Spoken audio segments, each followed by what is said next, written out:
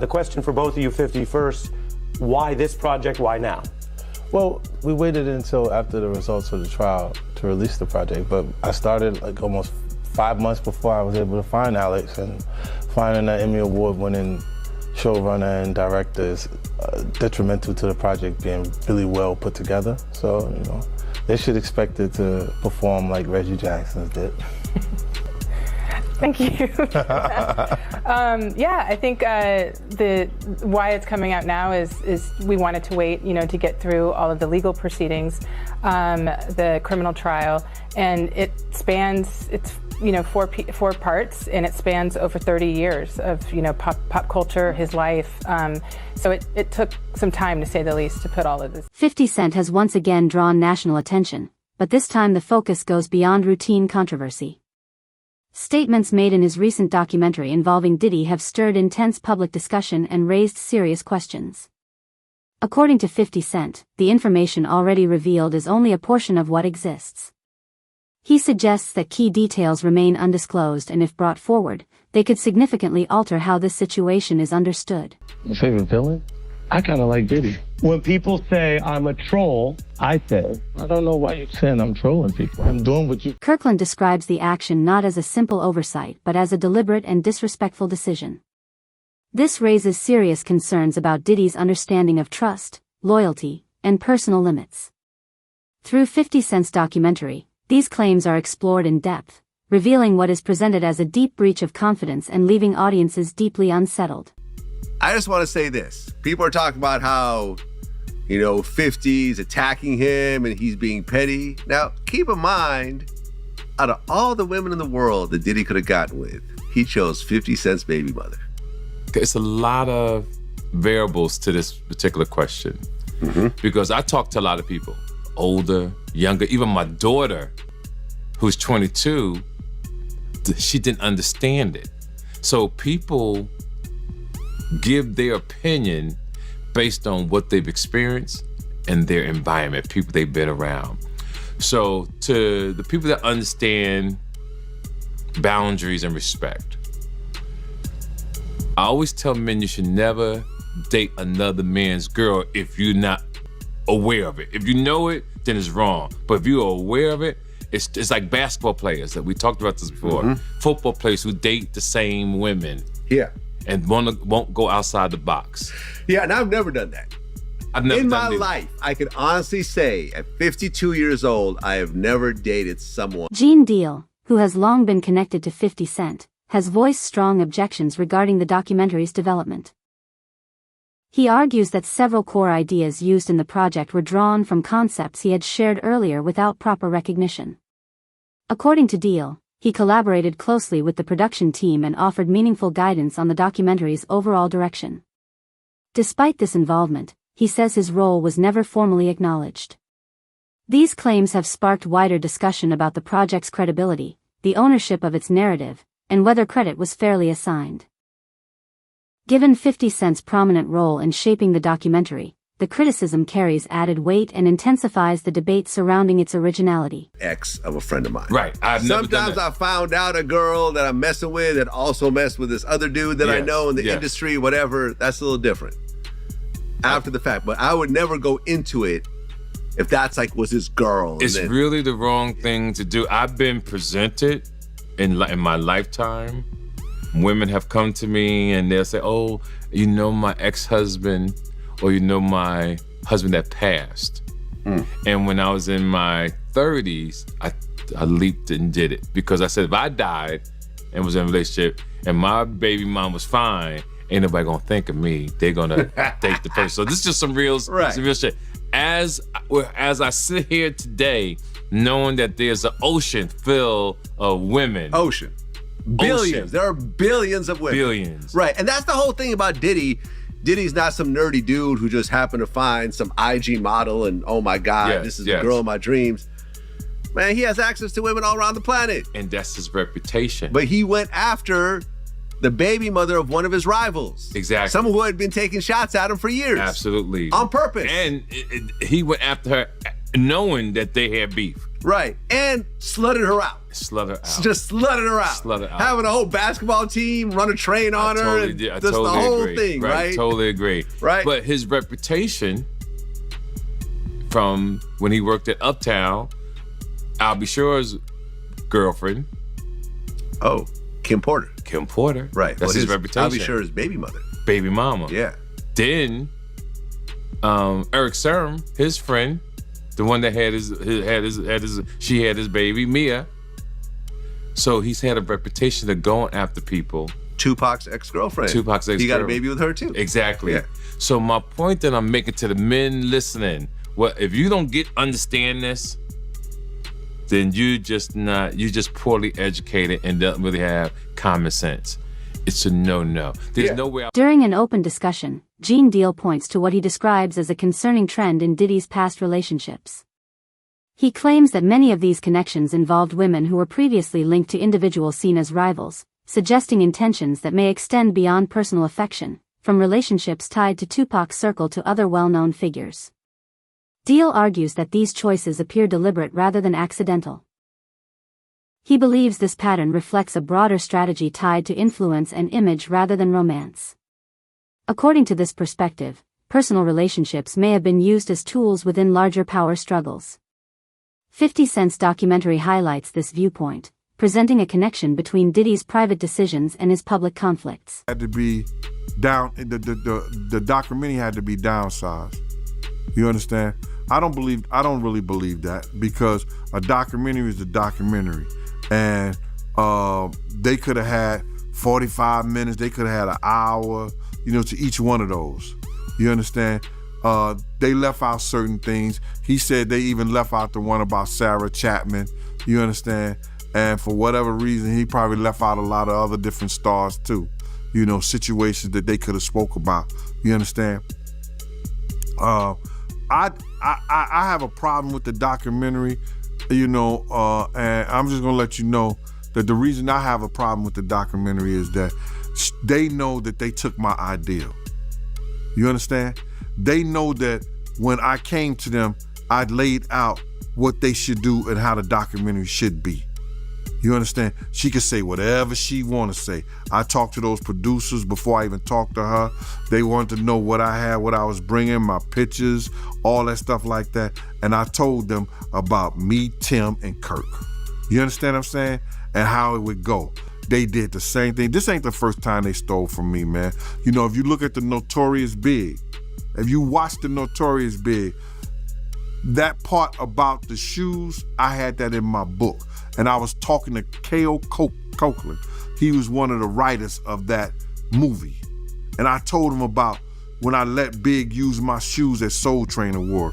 You had this old flunky ass dude, Mike B, get on Angie Martinez's show and talk about, yo, Big, he wore mixed max shoes and he went out there and performed. When you go look at the film, when you go look at Big performing that on that show, ain't nothing mixed match about them shoes. There was $800 Maury's, size 14D, Big World 14E. E means that his shoes is a little wider than mine. He struggled, but he put them on and he went out there and performed. Those was my gators. Mark Curry recounts experiences that he says reveal an intense need for control, especially in Diddy's personal relationships. He describes a moment when a producer was sharply confronted for communicating with Kim Porter, an incident Curry presents as an example of possessive conduct. Through these accounts, Curry portrays someone who closely monitors interactions and seeks to manage even minor details, particularly when those involved are part of a close inner circle. You understand?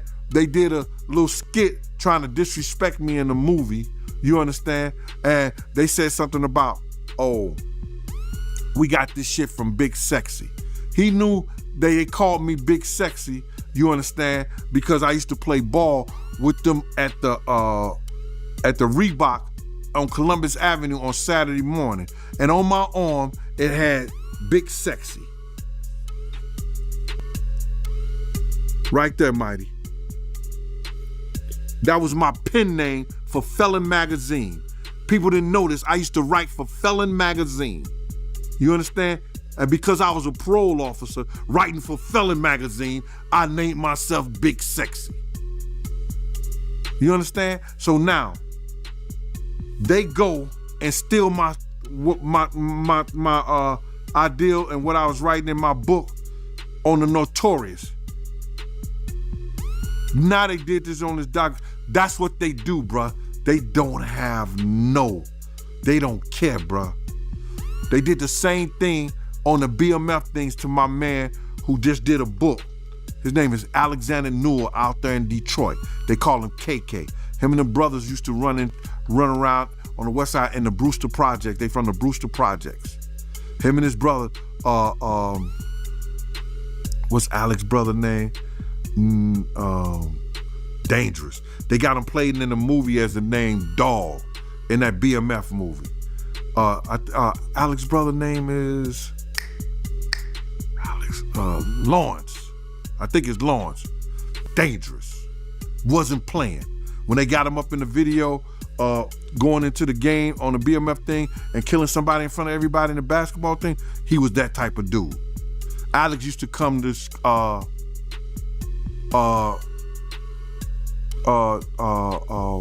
Harlem to see me. He actually took me to him, my man Kevin Thigpen. We all went to Atlantic City. We seen the show Beauty. Curry argues that this conduct cannot be explained as affection alone, but rather as a pursuit of authority and influence. He raises the possibility that this controlling mindset may not be limited to personal relationships, but could also shape professional interactions. As presented in 50 Cent's documentary, this pattern is portrayed as extending well beyond private matters with potential implications for how power is exercised across broader business operations. / We had a time. Alex was the man. You know what I'm saying? So now they take his story, all the stuff they just switch it around, change it for the BMF thing. That's what they do, bruh. They caught me out there. Am I mad at myself? Everybody, and you're a guy, yo, why 50 didn't, fight for you to in the movie and the whole thing? Man, he don't supposed to fuck up his money for me. Why should he mess up his money for me? Nah, that was my fault. I shouldn't have told him shit. Or I should have had them sign something. If you do the documentary in this way, you owe me. Because it was my idea. They can't tell me they had that idea because they didn't know they had Tim. They didn't know they had Kirk. You understand what I'm saying? They didn't know that because they came to me first. So that's what they do, bruh. That documentary, and if 50 do another one, and I heard he's gonna put it on YouTube or do whatever he's gonna do, Puff ain't gonna have nothing to do with that. Puff ain't gonna have nothing to do to try to stop that because he can't. Because if he could stop it, it would have been stopped. You know why he can't stop it? Because Puff know people right there at Netflix. Don't think he don't. And I don't know if this guy still worked for them, but he was part of the flavor unit, Shakim. He was part of the flavor unit. He was good friends. He was cool with Puff and them. Flavor unit and them, Queen Latifah and them, they was cool with Puff. If Puff would have sent the cease and desist over there and they could do it and he had the power and they wasn't right, they would have been done it. You see it's still rolling, right? It's still going on, right? He ain't got that power no more. Gone Deal presents serious claims regarding Diddy's past relationship with Kim Porter, describing events he believes were deeply concerning. He refers to an incident that took place on a boat where Kim was publicly said to have lost her balance and fallen. However, Deal questions that explanation and suggests there may have been more to the situation than what was reported at the time. These statements challenge the polished public image long associated with their relationship. They also raised difficult questions about why such claims were never thoroughly examined and how that silence may have shaped public opinion. Through 50 Cent's documentary, these allegations are brought into wider discussion, prompting renewed scrutiny of Diddy's private life. And you carry yourself like a grown man. He doesn't carry himself like a friend, you know?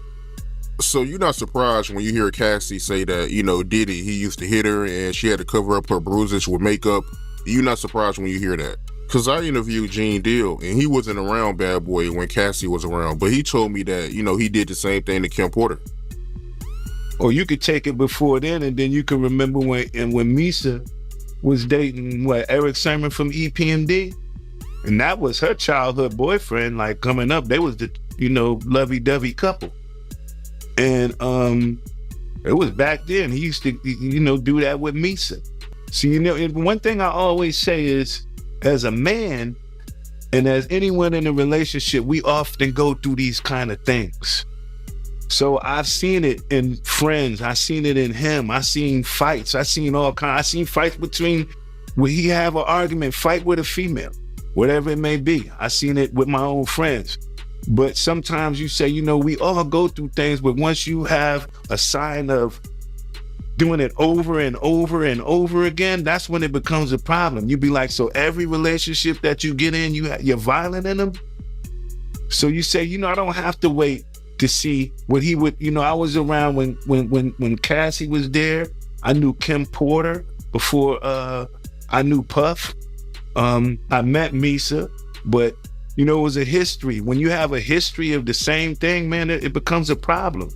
Something you do once or twice, you get over. First, you're not supposed to put your hands on a woman's way I was raised. And the only person that really put their hands on women really is men who have feminine traits.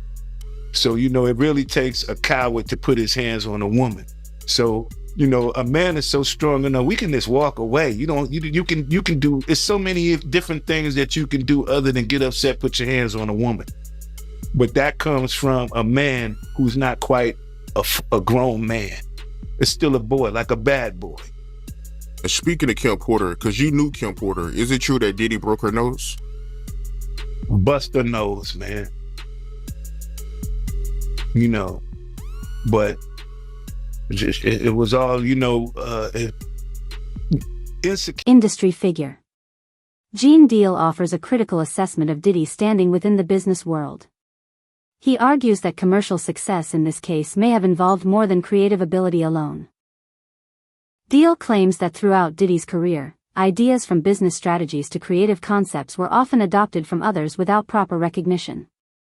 He presents this as part of a broader pattern in which influence and control were used to strengthen and protect a growing enterprise. From this perspective, the focus shifts away from fame itself and toward the methods used to achieve it. 50 Cent's documentary brings these concerns forward, encouraging viewers to reconsider whether Diddy's rise was supported fairly by those who contributed along the way. Unless they can hide unless she did her book on Google Duo and it's in the clouds and they could get somebody to get it out of there, she ain't got no book. It's just a conspiracy. Kim, it was alleged that she did have a book and that her book was about to come out. And she was talking about all the perils, everything that she went through in the music business and with Diddy. All the men that they slept with together, because there were men that they slept with together. There were swinging times that they slept with together.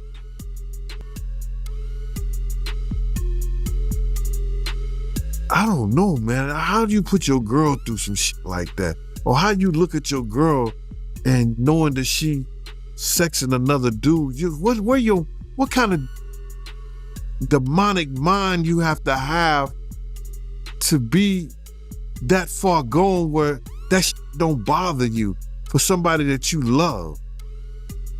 But Kim Book was going to express all that. And I hope she did her book on Google Docs or she did her book somewhere that is floating in the cloud of the internet that somebody could go get it one day. Cause any picture you take, anything that you write or say, it's in that internet cloud. You just gotta go get it. And one day, somebody gonna go get it. But I'm sure that he probably got hold to those tablets or whatever she had, allegedly, and got rid of them. They swimming with the fishes. Wow, man. So she was about to expose all that in her book, them sleeping with men together. She was gonna expose everything. I heard it was tell all. Yeah, that's crazy, man. Just curious, right? Did you know that Diddy and Kim had that type of relationship back then in real time? Yeah. Yep.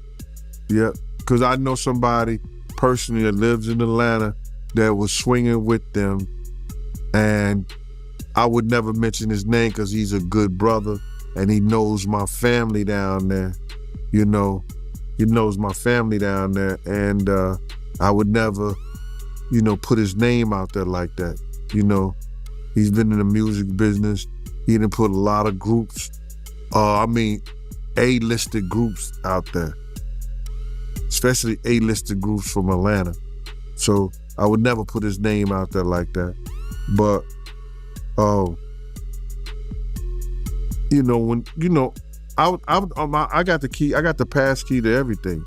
But then when, they needed more ice or they needed bottles and stuff like that, when I used to go to the door and I knock on the door and they open the door, and then, my nosy, whoa, you see certain shit. Or they sitting in the jacuzzi together, all of them, nothing on. You see shit like that, bro. It is what it is. In a candid interview, Jaguar Wright discusses concerns she says stem from Diddy's behavior around his children. She claims that they were sometimes present in situations that could be considered inappropriate, raising questions about his approach to parenting. While much attention has been given to Diddy's achievements in the music industry, Wright emphasizes that the more serious issues often remain unseen behind the public image. The larger concern, she suggests, is understanding the impact of these circumstances on his children and why such matters have gone largely unrest. 50 Cent's documentary highlights these claims, prompting audiences to take a closer look at the private aspects of Diddy's life. Saw him, he had a bottle of champagne. They was drinking Moet all the time. So I guess they don't consider cases of champagne and everybody having their own bottle and drinking out of their own bottle like it was a 40 ounce. I guess they don't consider that drinking, but I digress. There was a part where he was going back and forth with Andre Harrell, and he was saying, I'm gonna be drunk and high by Wednesday. I don't know. So I'm like, it seemed like the shift happened quickly when it comes to being introduced into this thing, into this industry. So he's technically he might be a victim as well. I don't know. I've already said that I believe that he was victimized, and I think it happened long before the industry. People really don't want to look closer into his childhood and to what his mama had going on in that house. God knows what he saw and what happened to him in his own mama house.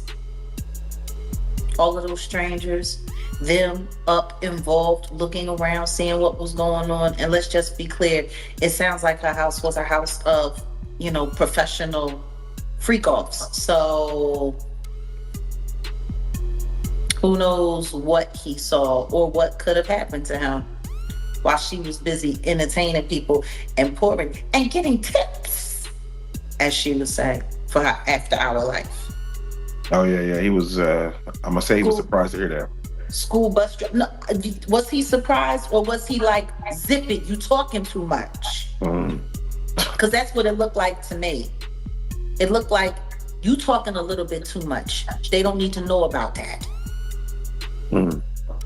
While she was sitting up there, because I was a bus driver and I was this and I worked at the after hours. As 50 Cent's documentary continues to examine Diddy's past, new layers of controversy emerge. Accounts range from personal conflicts to questions about professional practices, offering a closer look at challenges behind his public image. With additional material reportedly set to be released, the story is still developing.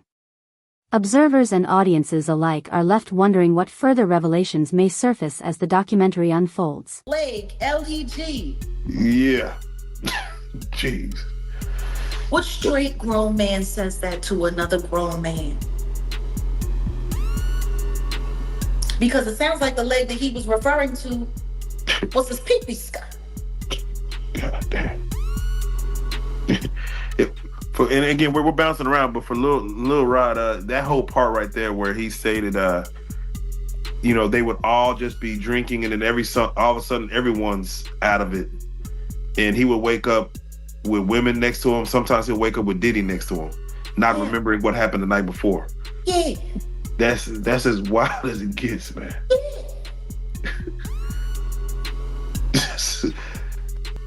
There's so much left unsaid. Just wake up with Diddy next to him. Wake up sore.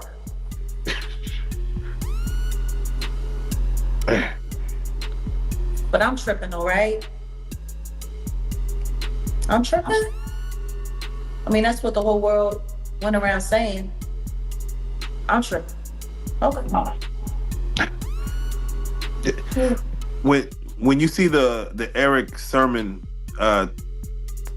discussion about Misa, and it seems like Diddy's just out there to take everyone's girl. It seems like if you got her, I want her. For the situation where they say he was trying to shape Misa into his mother, can you see that? Like, yeah, with the blonde hair and and all of that. I mean, somebody really asked a question: what kind of man puts his hands on his mother? The same kind of man that parties with his mom, the same kind of man who kisses his mom in the mouth, the same kind of man who seems to have a bunch of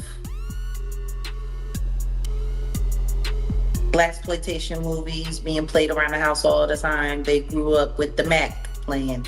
They grew up with Superfly playing. Like, I mean, if that's what you got going on, you got two women in the house and there's no men around, and these are what the little boys are watching.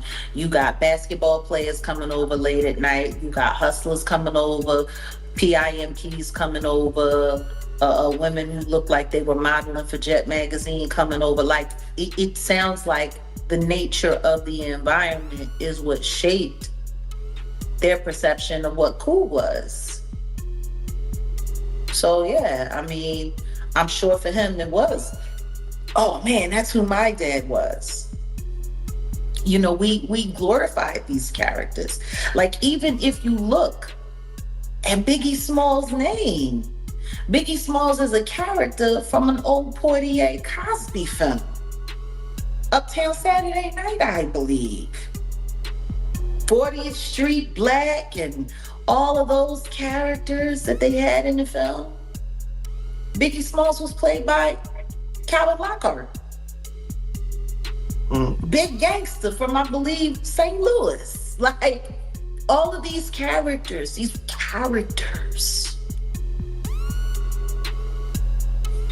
Yeah. Without question. Yeah. So I'm sure for him, it made him feel good, because all of that stuff that he was watching, he really came from that. But that was really his legacy. And yeah, I'm sure for him it felt good to know that his dad was this big hustler who turned out to be a snitch, who got his brains removed from his head in a very, very, very unpleasant manner. That's his details. Jack, there was a part in the documentary he kept saying, God told me to do nothing. Yeah. He's telling y'all need to do something. God tells me to do nothing. What are your thoughts on that? This is what my thoughts on that. God said no. That's what God said. Like, he was wilding with the whole, God told me I can't do nothing. But he didn't say that you couldn't do something, and that you couldn't do something, and that you couldn't do something. God told you to do nothing. Why did you call Kalina 80 million times then? If God told you to do nothing, if God told you to be still. Speaking of God, did you see him with Little Rod working out? Oh man, that was... While they were on the come down from all of the pharmaceuticals and all of the weirdo behavior and all of the alcohol, watching TDJ. Kirk Burrows, he had said that, Diddy had, put his hands on his own mother. From what it happened long before the fame, or long before his notoriety. During the first tragedy that made him famous, the City College celebrity basketball game that claimed 9 lives. Very similar to what happened with Travis Scott down in Houston for Astroworld. Isn't that funny? Isn't that such an odd coincidence? Diddy did that thing and 9 people ended up passing away at the end of it. Travis Scott did that thing and 9 people ended up passing away. Like it's the coincidences are so interesting. He no one got in real trouble for that. No one had to, I guess you could say, pay the piper in creating Bad Boy. He knew to take the business and put it in his mother's name. So therefore, they can never seize those assets. Technically, everything is still in his mother's name.